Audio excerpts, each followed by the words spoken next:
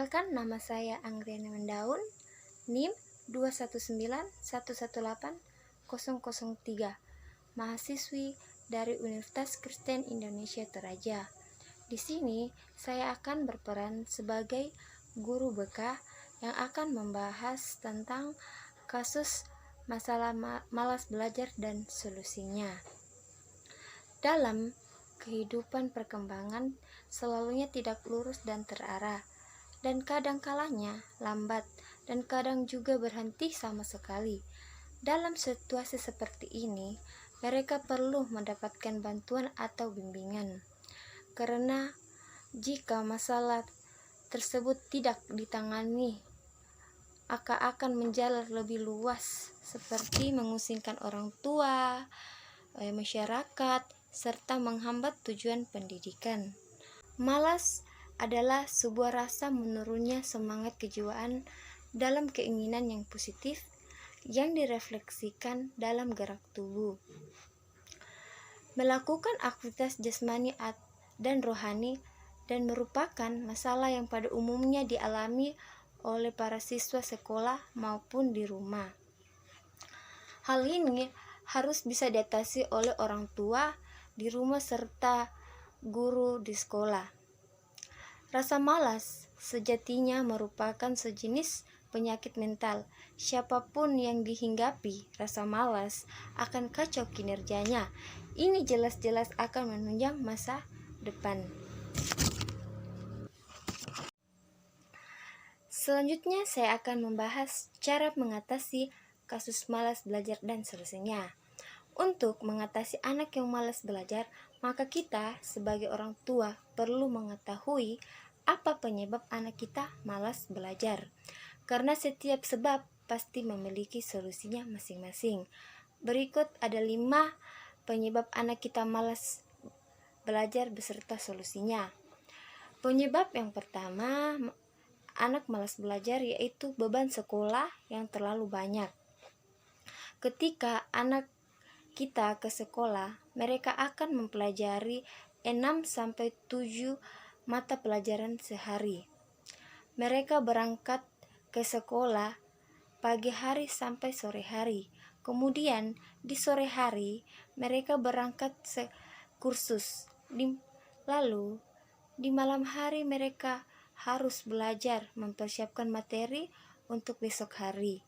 Ketika anak kita merasa ini menjadi beban yang berat karena mereka harus menguasai banyak hal, menghafal teori dalam sekali waktu, maka ini akan menjadi tekanan tersendiri.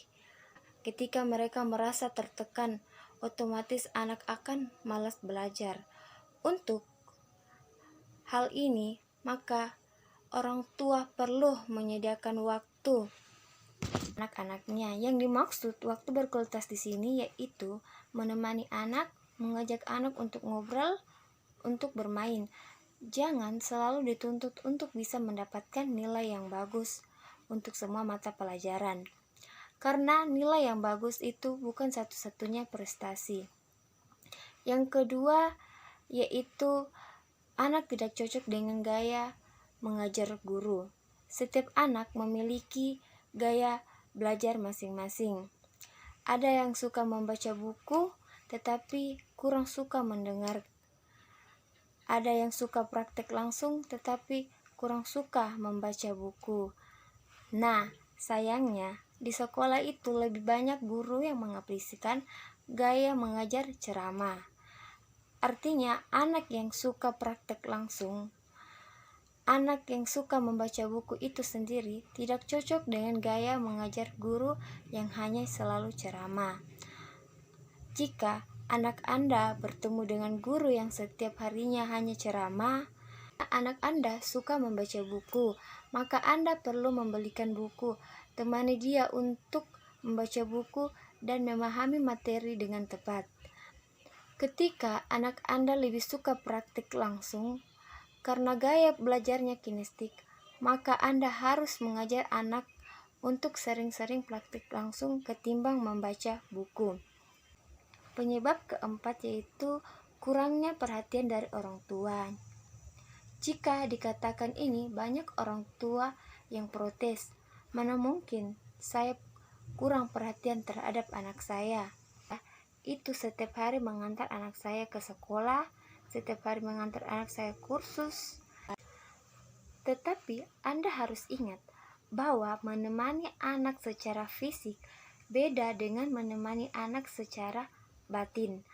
Anda ajak anak Anda ngobrol, tanyakan keseharian mereka. Hari ini apa saja? Tanyakan apa mereka bahagia menikmati keseharian mereka. Inilah yang dibutuhkan anak, perhatian yang total dari orang tuanya. Penyebab kelima yaitu anak terlalu dimanja. Kalau orang tua selalu menuruti semua keinginan anak, selalu membantu anaknya mengatasi masalah, maka anak-anak lama-kelamaan akan bergantung kepada orang tuanya. Jika dia bergantung, ia akan menjadi malas berusaha. Mengapa saya harus belajar? Itu tidak penting, karena saya mempunyai orang tua yang setiap saat selalu ada. Untuk mengatasi anak yang malas belajar karena dimanja seperti ini adalah berhentilah untuk memanjakan anak-anak Anda. Berikan tantangan, motivasi, dan dukungan kepada anak Anda. Terima kasih telah menyaksikan video saya. Sampai jumpa di video berikutnya.